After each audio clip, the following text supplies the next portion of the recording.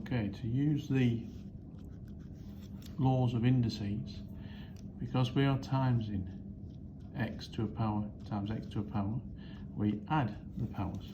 So we get x to the power of 9 for the first one. In the second case, we've got y to the 12 divided by y to the 5. So using the laws of indices, division, we subtract the powers. So we get y to the power of 7.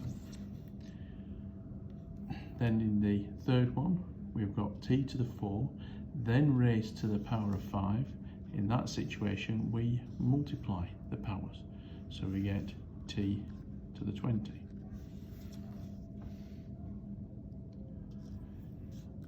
The fourth one applies to the same as the first one.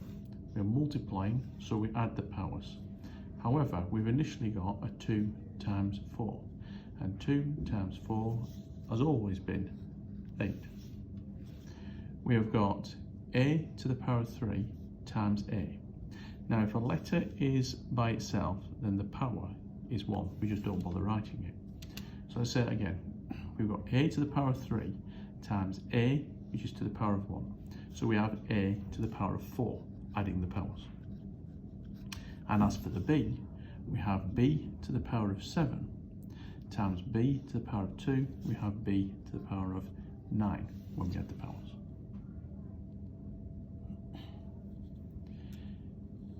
In the next problem, I divide it into two parts. I first of all deal with the numerator. X to the power of 5 times x to the power of 6, just like part A, we add the powers, so we have x to the power of 11, and on the bottom, x to the power of 4. Now we have a division, so I apply the same process that I did for part B. When we divide, we subtract the powers, so I have x to the power of 7 as my answer. The last one on this slide follows the same as the last two, so to speak.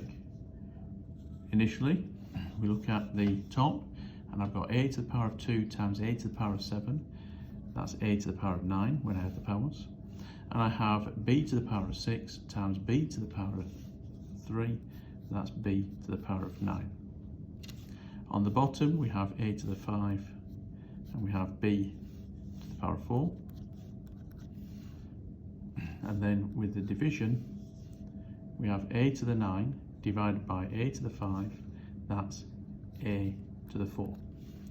And b to the 9 divided by b to the 4. That's b to the 5.